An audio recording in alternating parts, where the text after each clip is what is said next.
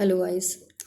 मैं पूजा भदौतिया, एडवोकेट पूजा भदौतिया फिर से आपके साथ हूँ, आपके सामने कुछ टॉपिक्स लेके जो आजकल हमारे समाज को और हम लोगों को बहुत परेशान किए हुए हैं और जिनसे कोई ना कोई हमारे हर एक के परिवार में कोई ना कोई इंसान ज़रूर जूझ रहा है।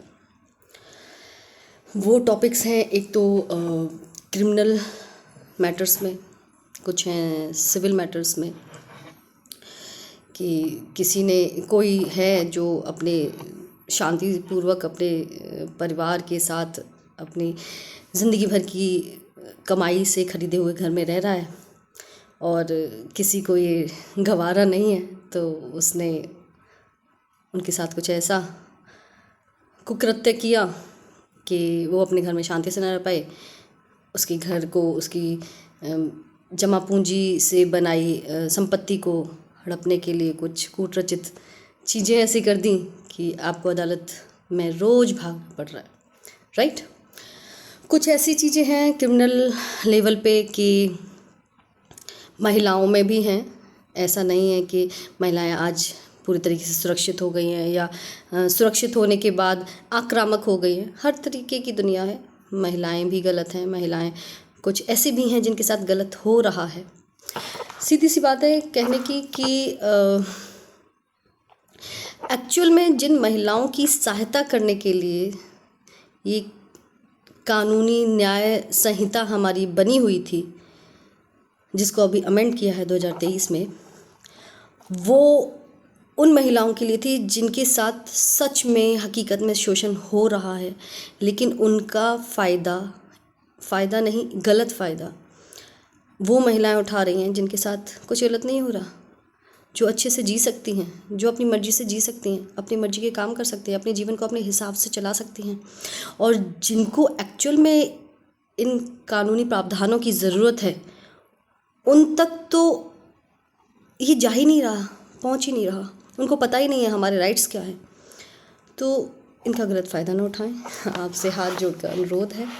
हमारी महिला समाज की जो एक परंपरा बनी हुई है कि हम बहुत सहनशील हैं, हम चीज़ों को तोड़ना नहीं जोड़ना जानते हैं, कोशिश करते हैं लास्ट तक जुड़े रहने की, जोड़े रखने की, चाहे वो घर हो, समाज हो या रिश्ते हों, तो उसको बरकरार रखने की कोशिश करें अपनी तरफ से।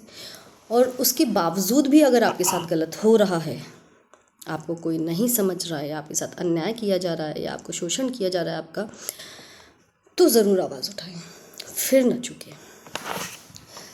और अब मैं चाहूँगी कि आप लोग भी कोई ना कोई ऐसा टॉपिक मुझे दें कमेंट सेक्शन में जिस पे मैं वीडियोस बनाऊँ, क्योंकि मेरे पास तो ढेर सारे टॉपिक्स हैं। मुझे ये समझ नहीं आता कि आज मैं कौन सा टॉपिक उठाऊँ। फ़िलहाल मैं बहुत केसेस इस तरीके के भी देख रही हूँ कि बच्चे, लड़की 19, 20 या 19.5 साल की और लड़का 20 साल का, 21 साल का, माँ बाप के ख़िलाफ़ जाके शादी कर रहे हैं, क्योंकि उनको ये राइट्स मिले हुए हैं हमारे कानून में कि वो 18 साल से ऊपर जैसे ही वाले होते हैं तो वो अपनी मर्ज़ी से कोई भी फ़ैसला ले सकते हैं अपने जीवन का। इस पे आपकी क्या राय है, प्लीज़ मुझे कमेंट सेक्शंस में बताएं। और क्या ये सही है? क्या इस उम्र के युवाओं को और युवतियों को जो लगता है कि हम बिल्कुल सही कर रहे हैं, हम अपने जीवन साथी का चुनाव बिल्कुल ठीक कर रहे हैं, जो कि हमारे माँ बाप को नहीं पता है कि क्या होना चाहिए, क्या वो उनकी सोच सही है? मुझे बताएं, अपने विचार रखें। मेरा विचार इस टॉपिक पे ये है कि हम ये समझ सकते हैं कि हमें क्या चाहिए, उसके अनुसार हम अपने जीवन साथी का चुनाव कर सकते हैं, लेकिन आपके माँ बाप ने इतना जीवन जिया है, इतना तजुर्बा है, इतनी दुनिया देखी है, जीवन के बारे में जितनी गहराई से एक अनुभव उनके पास है जो कि आपके पास अभी नहीं है। आपके सामने पूरी दुनिया, अभी पूरी ज़िंदगी पड़ी है जीने के लिए, जो कि अभी आप नहीं समझ पाए कि एक्चुअल जीवन क्या है, उसका सार क्या है। तो उसके अनुसार आपके माता पिता को, आपके गार्जियंस को, आपके शुभ चिंतकों को ये मालूम है कि आपके जीवन के लिए क्या ठीक है, आपके जीवन को ठीक से चलाने के लिए कैसा जीवन साथी होना चाहिए या होनी चाहिए। आप 1 साल, 2 साल, 6 महीने के लगाव के चक्कर में अपने माँ बाप के फैसलों को, उनकी इच्छाओं को, उनकी भावनाओं को, उनकी समझदारी को 1 मिनट में दरकिनार कर देते हैं, ये कह कर के हम 18 साल के हो गए, हम बालिग हैं, हमें अपना पूर्ण अधिकार है अपने जीवन का फैसला लेने का। बिल्कुल है, लेकिन अपने जीवन का सही फैसला लेने का, उसको गर्त में डालने का नहीं।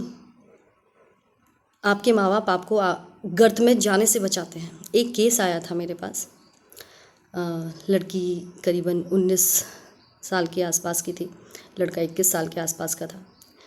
लड़की के घर वाले नहीं चाहते थे कि वो शादी करे अभी, या अपनी मर्ज़ी से करे, या फिर इतनी जल्दी करे। लड़की काफ़ी अच्छी पढ़ी लिखी लग रही थी, इंटेलिजेंट थी। मतलब मैंने जितना उसको ऑब्ज़र्व किया कि वो आगे चल के अभी उसको और दुनिया देखनी चाहिए थी, उसे पढ़ना चाहिए था, कुछ और भी आगे करना चाहिए था, अपने माँ बाप के साए में रह के। शादी करनी ही है आप उसी पुरुष से करें, लेकिन थोड़ा रुकिए, आप उस लायक बने कि आपके माँ बाप, या फिर आप ऐसे साथी का चुनाव करें, या उस जिस साथी का आप ऑलरेडी चुनाव कर चुके हैं आप उसको प्रेरित करें उस लेवल तक आने के लिए कि आपके माँ बाप उसी के लिए मना ना कर पाए, जिससे आप भी खुश होंगे, आपके माँ बाप को भी एक आत्मसंतुष्टि मिलेगी कि हमारा बच्चा या हमारी बच्ची जहाँ भी है सुकून में है, शांति में है, खुश है।